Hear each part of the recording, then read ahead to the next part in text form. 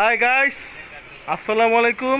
এই যে রিস্কায় দেখছেন গরমে একদম পুরো ঠান্ডা হয়ে গেছে। ওরে পানি দিয়ে এখন ঠান্ডা করতে হইব। এই যে দেখেন স্টক করছে একটা জায়গার উপরে স্টক করছে না মামা? হ্যাঁ, জায়গার উপরে স্টক করছে। ও ভাই, স্টক করছে নাকি রে? কি গরমে পানি টানি দেন না? এটা কিছু খাওয়ার লাগে বুঝলাম না কিছুই। পানি টানি দেন না?